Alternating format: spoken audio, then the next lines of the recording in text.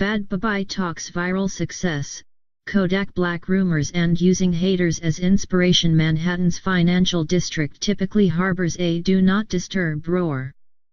Tourists hover over Ground Zero and the Freedom Tower while Wall Street stockbrokers are unimpressed, as they grunt from one skyscraper to the next. However, in the heart of the holiday season, that rigmarole is somehow interrupted by a 14-year-old. Danielle Bregoli, now known to the world as rap phenom Bhad Bhabie, walks into a downtown eatery and eyes follow her to her seat. A pair of girls, about her age, hold court at the table next to her as she tilts and smiles at them. One's face turns redder than the newcomer's fire engine-tinged tresses, though all Bhad Bhabie really wants is chicken salad.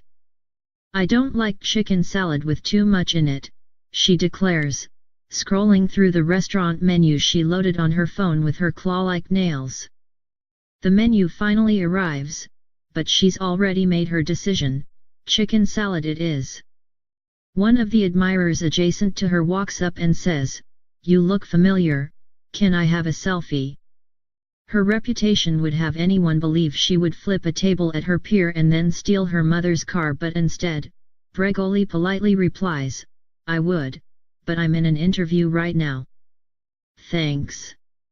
To the world she's come to familiarity with the troubled teen from Dr. Phil's show who threatened an audience member for attempting to heckle her, thereby birthing the now viral "cash me aside, how about da" expression that has infiltrated every meme and conversation surrounding the new artist.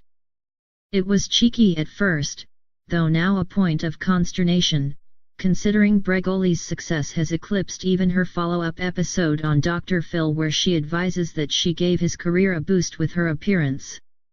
She now waves off any discussion regarding the self-help guru, especially when the South Florida native has earned a consistent track record of success in 2017.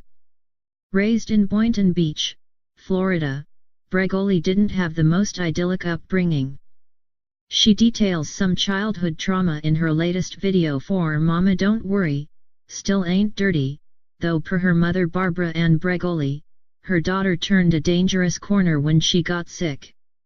Danielle's mother, a two-time cancer survivor, explains that her second bout with the disease changed everything for Danielle. "That's when she starting acting up," she admits. "I don't think she could handle it." By the time they reached the Dr. Phil stage, at the behest of family and friends, Danielle was already stealing cars and selling prescription pills. The show kept its promise and Bregoli was bound for Utah at a program for troubled youth, which she describes as even worse than prison. By the time she was released, she had a small following that erupted in less than a calendar year. At the top of 2017, she appeared in fellow Floridian Kodak Black's video for Everything 1K that was simply a fluke as the song was simply playing during a filmed photo shoot for Bregoli, and Kodak liked the visuals. Her video for her own breakout single These Hoes reached over 53 million views on YouTube within months. The follow-up banger High Bike hit a mini milestone in October when it was the highest charting first week debut the week it appeared on the Billboard Hot 100, at number 68. That video now has over 60 million YouTube views. Her reaction series where she snarkily criticizes user submissions bounces between 1 million and 5 million views each. She adamantly denies having a joke writer.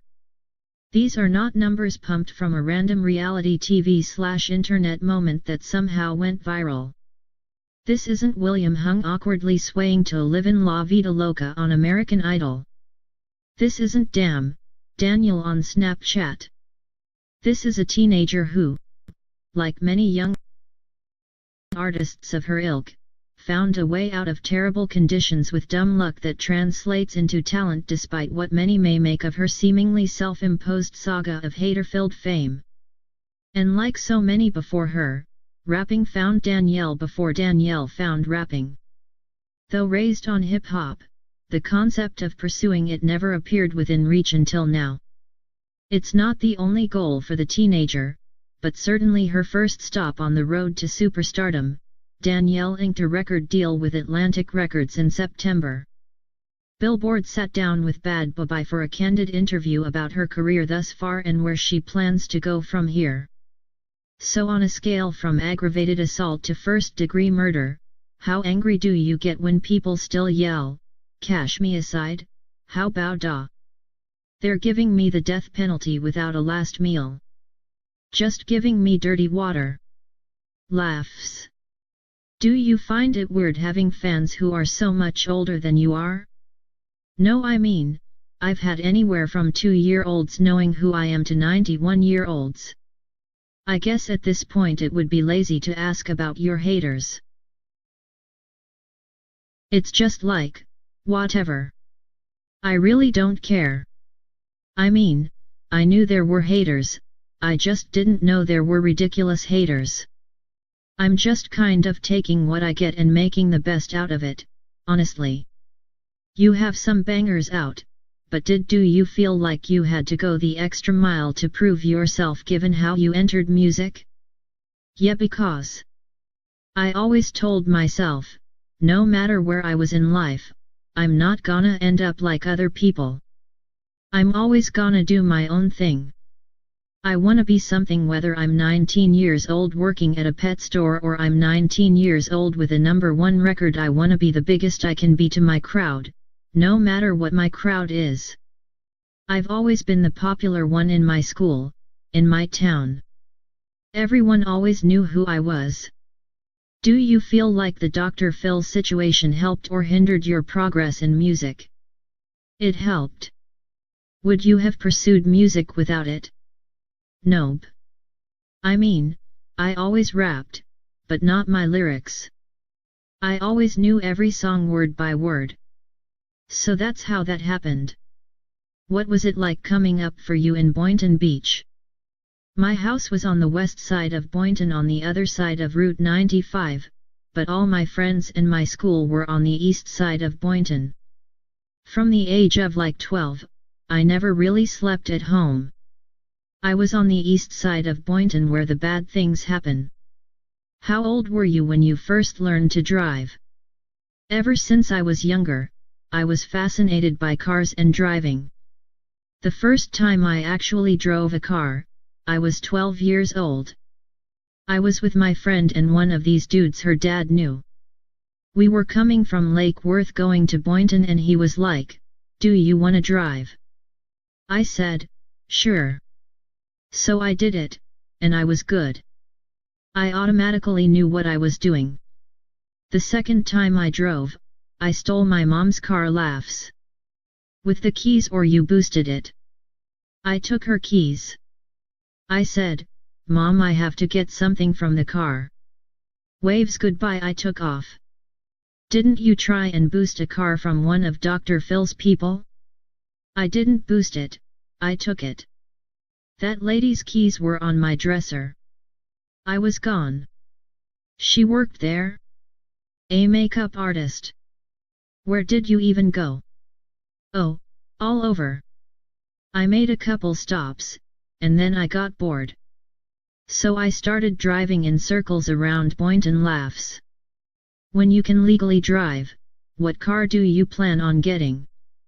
I want a Porsche Panorama. I had one for a little bit of time, but I was like, what are we even doing with this car sitting in the garage? Can we get rid of this thing? It was a pain in the ass and the engine was getting shitty. So the story behind the Kodak Black Everything 1K video was really just that he took the video from your photo shoot? Yup. I hope you overcharged him. Laughs. I didn't even handle it. I was so new to this. I recently met Kodak. Everyone always says, "Oh, she fucked Kodak. She's dating Kodak." I just met Kodak at Day and Night Festival in September. I FaceTimed him in like, February. Points to manager, he was there the whole time. I don't know how you fuck over the phone. I don't know how that happened. It doesn't make any sense. It's a shitty rumor. When you're a female artist, you're always fucking somebody. always. No matter who it is. I take a picture with young boy NBA, I'm fucking young boy. I take a picture with Jack boy, Kodak's friend, I'm fucking Jack boy. I take a picture with Kodak, I'm fucking Kodak. Is that something that still bothers you? No, it's dumb and makes no sense. Like, how would I do that? Take him in the back of the festival and say, can I just clear this area, please? Thank you. It's like every single male artist I've taken a picture with I've had sex with, apparently. Your YouTube videos keeping putting up numbers. Does that pattern excite you or make you nervous to keep hitting them? With my fans and everyone around me, I know I'm gonna get there no matter what. So I'm cool with it. So you listened to country music as a kid? For about 5 months laughs. Well, then you moved on to hip-hop. Who were some of your favorites? Plies, Trina, T-Pain, Keisha Cole. Now that you're having to write your own lyrics, is it harder than you imagined? Yeah, it is, though also not at the same time. Certain things are easier. In speaking to you, you can tell your personality and sense of humor are real, which is funny how the rumor was you had a comedy writer write the scripts for your YouTube series. Yeah, okay. Turns to manager, make sure Dave Chappelle is next to me when we do my next YouTube video. I need to have my comedian on standby writing my jokes for me. Are you going to be putting together an album or a mixtape? A mixtape, hopefully in February or March. I'm in the studio at least 3 to 6 times a week. Who are some artists you want to collaborate with? I already said Travis Scott, but most people I've wanted to collaborate with, I already have. You're only turning 15 next year, which means you have a long career ahead of you. Have you made any long-term goals? Not yet, really. I'm going with the flow. I don't want to push myself to the point where I'm ridiculous. You never know what's gonna happen. I can go past whatever goal I set, or I can never make it to that goal for whatever reason. Then it's like, shit. Where were you a year ago? At a program in Utah. Sometimes they make those places look like spas. Was it a spa? Hell the fuck no. I noticed I have anxiety now in cold weather. It upsets me. I was forced to sit outside in the cold with like just a t-shirt on. Freezing. How long were you there? It was supposed to be 100 days, but it was 6 months for me. Did you go to classes? Yeah, that was the only normal thing about it. So it was like prison? Worse. I would say to myself every day, I would rather be in jail than be sitting here. How were some of the other kids in there? Anyone from prostitutes to I was one of the worst kids there. There was some kids who didn't deserve to be there, but they were. It was so sad. If I made enough money to buy that place, I would buy it twice. Just to save some of the kids in there. There was some crazy ass shit in there. Some kid killed someone in there. That's how bad it is. Kid killed one of the night staff. And they don't tell you nothing.